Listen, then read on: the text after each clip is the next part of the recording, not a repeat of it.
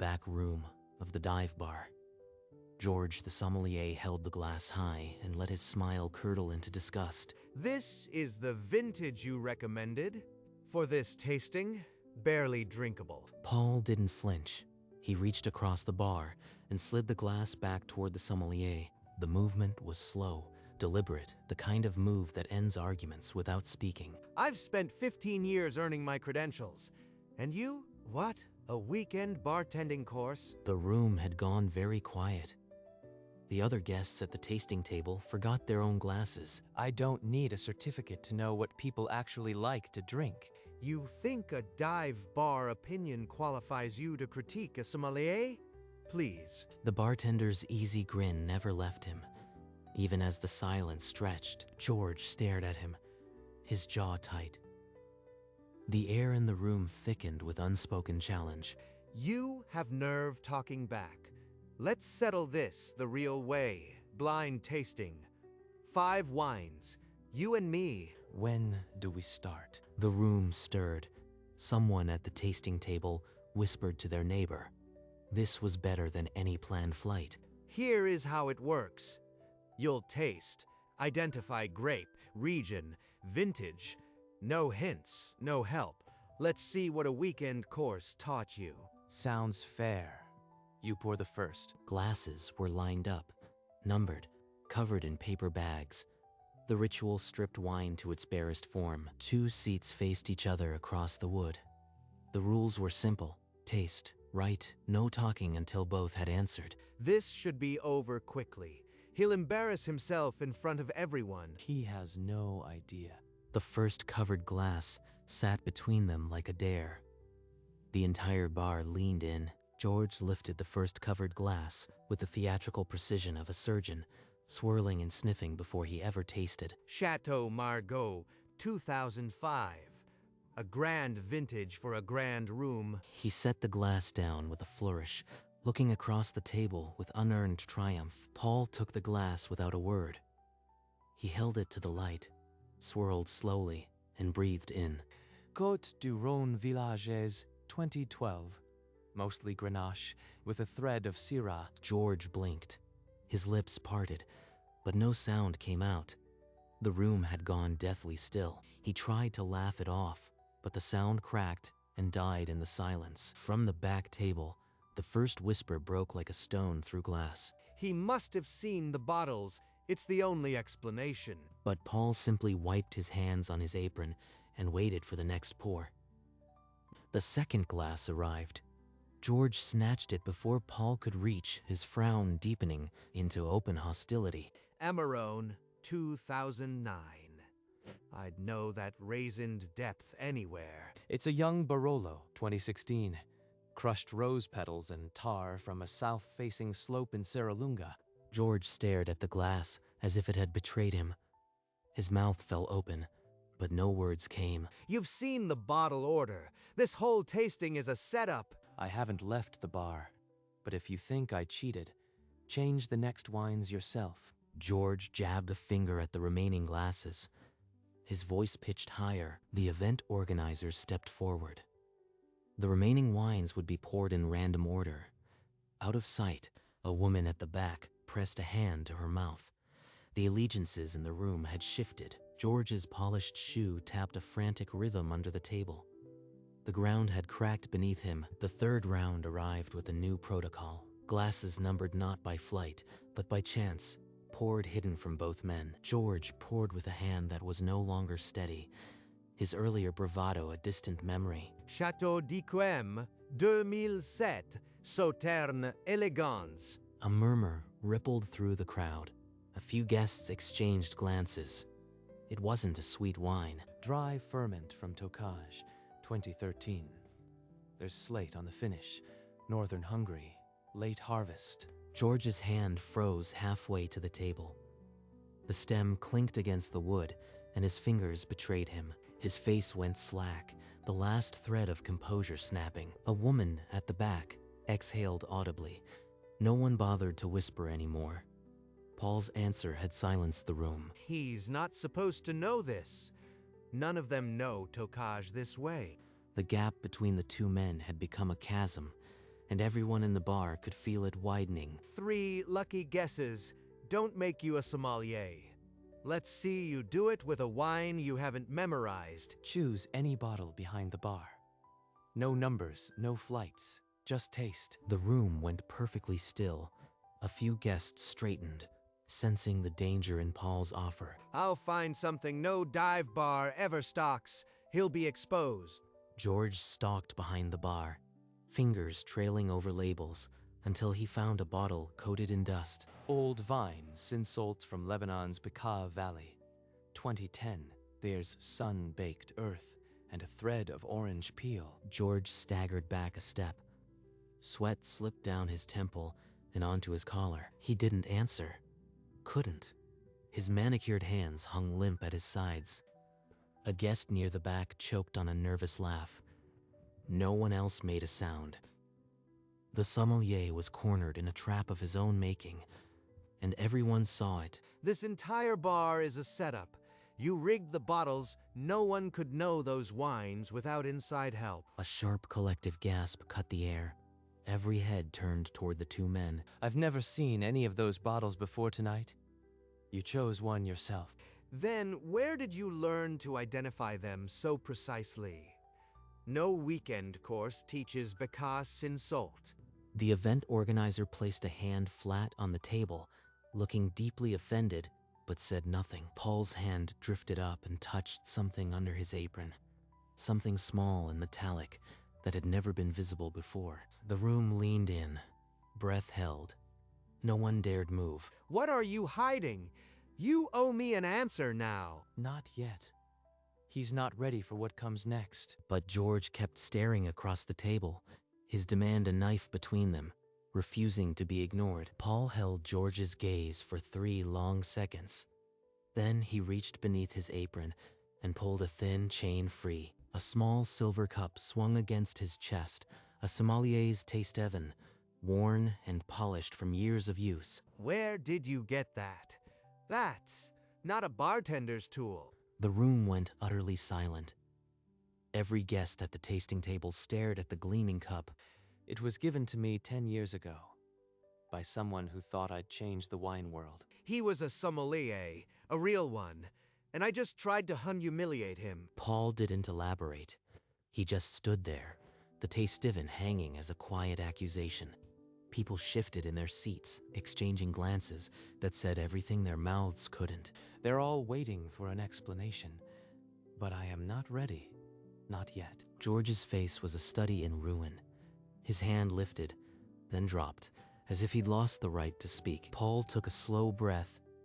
When he spoke again, his voice had lost its edge, replaced by something older. I used to be someone else. Someone who lived inside these walls of labels and scores. George's mouth opened, but no argument came. He looked like a man watching his own pedestal crumble. I walked out of that world without looking back. I wanted to pour wine that tasted honest. Around the room, people sat frozen, the weight of his words settling into the silence. He could have been a rival. He could have been a master. But he chose this dive bar over everything I've fought for. The sommelier world isn't the only one that matters.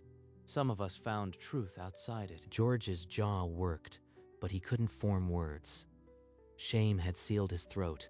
The event organizer slowly withdrew her hand from the table, her expression unreadable. The tasting had become something no one planned. Paul gave a small, tired shrug. For him, the explanation was already enough. Paul pulled the taste-event over his head and set it on the bar.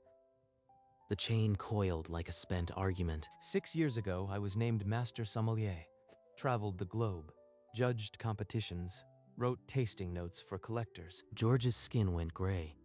His fingers found the table edge and held on. But after a while, the world stopped looking like wine. They looked like points. Points on a scorecard. Prestige in a glass. The room had gone so quiet, you could hear the ice settling in a glass 2 tables away. I left because I wanted to taste wine the way people actually drink it, without a price tag, whispering in my ear. George let out a breath that seemed to deflate his whole frame. He stared at the tastiven on the bar. No one spoke. The sommelier's silence filled the room more heavily than any words could. You thought I was nothing because I pour drinks in a dive bar, but I chose this every night. The tasting had become a confession booth, and the whole bar bore witness. The event organizer cleared her throat and suggested they finish the tasting for the guests. There's no way out. He knows every grape, every soil, every lie I've ever told myself. The next pour arrived, a rare varietal hidden under brown paper, its color dark as ink. I taste red fruit. Sangiovese, maybe 2014. I don't know. Trousseau, 2011. Jura, the Jurassic marl gives it an oyster shell whisper. Elegant, if you can listen. George's hands began to tremble so badly, he could barely keep the glass from slipping. He set it down with a clatter, and the sound echoed through the silent room. It was no longer a contest. It was a slow, public dismantling of a man's entire identity. Around the room, gazes softened. George felt their pity like a second skin. The tasting meant to expose Paul as a fraud was exposing George as hollow. The final pour sat on the table, the candle flame making it gleam like a verdict. George lifted the glass, held the wine in his mouth, tasted nothing, only copper and defeat. He set the glass down without a word. The silence that followed was the loudest thing in the room. Chardonnay from Chablis, 2018. Chalk, lemon, and a breath of winter. Paul didn't gloat. He just set his own glass down and folded his hands. George pushed his glass away and stared at the wood grain as if it held a secret he'd never learn. The guests stared with a pity that was almost worse than open scorn. He had reached the bottom of himself, and everyone felt the weight of that fall. A woman at the back pressed a hand to her chest, as if she'd witnessed something sacred and profane. The blind tasting was over, but the silence was just beginning. The tasting had stripped George to the bone. After a long, painful pause, George raised his head just enough to speak. His voice came out cracked and raw. How do you do it? How do you taste without all of this? He gestured weakly at his own suit, the tasting setup, the covered glasses, the pomp he'd built his life around. I have the certificates, the training, but I couldn't taste a single one. You named them like you were naming old friends. He couldn't lift his eyes to meet Paul's.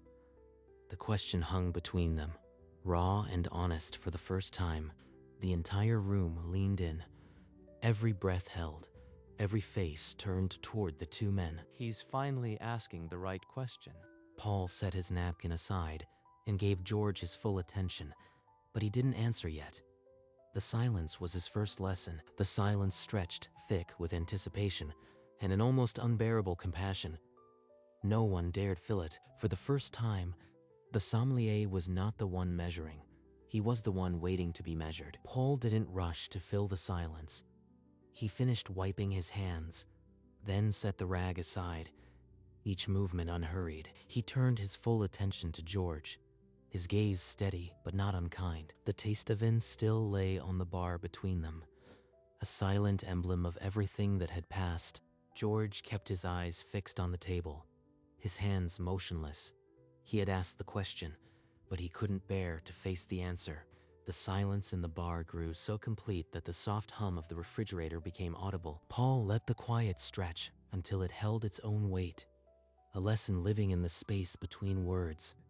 At last, Paul leaned forward slightly, not to answer, but to let George know he was fully present. George's shoulders hunched tighter, as if the silence itself was a weight pressing down. A woman near the door caught her breath, then let it out slowly. The tension was unbearable. Paul's calm was a statement. The answer would come, but it would not be hurried. The silence broke softly, almost tenderly. A patron near the wall leaned toward their neighbor. He has a point. It's not about the label. The words rippled outward, carried in low, reverent tones. Heads began to nod, a slow spreading wave of agreement through the room. George didn't move, but the weight of the room's shift pressed into his bowed shoulders. Paul remained perfectly still behind the bar, his attention unwavering and patient. A new murmur traveled through the crowd, no longer of pity, but of recognition. For the first time, the bar felt less like a trial and more like a lesson. George's bowed head was surrounded by a quiet hum, the sound of people thinking. Paul's patience was its own answer, and the room began to understand. The crowd's energy had shifted entirely, from spectacle to shared introspection. I stopped letting the label tell me what to taste. One day I just stopped. He gestured toward the covered glasses, then the bottles behind the bar, the whole ritual. When I left that world, I made a rule. Taste what's in the glass. Not the price, not the price, not the rating, not the name. George's shoulders sagged further, but his head tilted slightly, as if a distant note finally reached him. I used to perform for judges. I won awards by guessing what they'd want. But I wasn't tasting, I was calculating. The confession landed gently, without blame, but it landed like a truth no one had named aloud before. The moment I stopped pleasing the room, the wine started talking, and I could hear it. George's hands lay limp on the table. He didn't argue, didn't defend. He simply received. Paul paused, letting the quiet return. The lesson was not in the words alone, but in the space he gave them. Around the room, people sat very still, as if the words were settling into their own bones. Taste is honest. If you clear your mind of the noise, the wine tells you what it is. The silence in the room deepened, as if the words were drawing every breath in. I remember a farmer in the Loire. He poured me a rough table wine. No pedigree, but his pride was in every sip. I tasted it, and he smiled like I'd given him a gift. That was when I knew. George's eyes glistened, the wetness catching the low light. He still couldn't lift his gaze. His shoulders shook once, a small tremor that betrayed a dam about to break. Paul set his hands on the bar, open and unthreatening, as if offering the floor to the silence. The room had forgotten to breathe. Every guest was a statue, locked in the lesson. He left everything I've chased for this, and he found something I don't have. The philosophy had been spoken, but the moment of reckoning was not yet done. Paul reached below the bar and brought up a plain bottle. No label. He poured 2 glasses, the wine glinting in the low light like a final question. He slid 1 glass across the bar toward George, the glass coming to rest inches from his hand. One last blind taste. George's hand lifted, hesitated, then curled around the stem. He took a sip, the liquid dark and silent. What do you taste? George opened his mouth, but no sound came. He shook his head, eyes fixed on the bar. Paul took the second glass, tasted it, and set it down with a quiet click. It's a simple Monastrell. Sunday warmed stone and wild thyme. George's hand fell to his side, useless. The sommelier who sneered at a bartender's pick could not look him in the eye. The room exhaled as one. The blind sip had sealed what words could not. The silence that followed was not empty, but heavy, a living thing that filled every corner of the bar. Paul looked at the glass George had abandoned, then at the man himself, and slowly reached for a rag. The simple motion of wiping the counter began, a rhythm as old as the bar itself. George did not move. His hands lay on the table like forgotten things, his suit jacket suddenly too large. No one reached for their glasses. No one whispered. The room had become a held breath. Paul's rag traced circles on the wood, quiet and constant. He didn't look at George, but his presence was a steady weight. The sommelier's shame filled the space that his arrogance had carved out. A patron near the back set down a napkin, the soft click breaking the silence for a single second. George's shoulders rose and fell in a shallow breath, but he did not look up. The bartender had returned to his world. The sommelier was left outside of his own. A man near the middle of the bar stood, walked to the counter, and gestured for Paul's attention. The room stirred as if waking. What can I get you? The patron pointed toward the rack. Paul followed the gesture and nodded slowly. The house red. The same one I poured at the start. It's honest. He reached for the bottle and poured a glass, sliding it forward with the same easy confidence he'd shown hours ago. The patron slid a bill across the counter, the fold deliberate, as if sealing a quiet agreement. He took the glass, raised it toward Paul in a silent toast, and walked back to his seat. No one looked at George. George sat motionless, a ghost in a room that had already moved past him. The cheap wine was being drunk without irony. The room had reframed itself around the bartender and his honesty. The sommelier's authority was a broken relic. A low murmur of conversation began to rise. The first normal sound the bar had heard in hours. George rose from his chair in one slow, uninterrupted motion. The scrape of wood cut through the murmur. He pulled on his coat with hollow movements, as if dressing a man who wasn't there. From his pocket he withdrew a large bill, pressed it onto the bar, and lifted his hand without looking up. Paul did not reach for it. His rag kept moving, steady and untroubled. George turned toward the door. A few faces glanced up, then returned to their conversations. His head stayed bowed, his shoulders carrying the weight of the night. The door swung open. A wedge of neon light spilled inside. Cold against the bar's warmth, he stepped into the rain-slicked street, and the glass shut behind him. The bar sealed itself from him. The murmur rose, conversations finding their natural rhythm again. Paul's rag paused for a single beat, then resumed its slow, circular motion. The bar had finally exhaled, settling into its old, warm rhythm as if the night had never been interrupted. A young woman at the counter tilted her head and asked whether he had truly been a sommelier like the man who just left. I used to be a lot of things, but what I am now matters more. He wiped down the bar with a rag, the motion as easy as breathing. The empty wine glass, where George had sat still, held a single dark drop. Catching the light from the glass, the eye traveled up to the backlit bottles behind the bar. A constellation of amber and green, the bottles glowed softly, their labels unreadable, their light a quiet benediction. Paul moved among them, a smudge of ease in the golden light. The bar was full of quiet voices, and the sneer that had started everything was already a lost memory.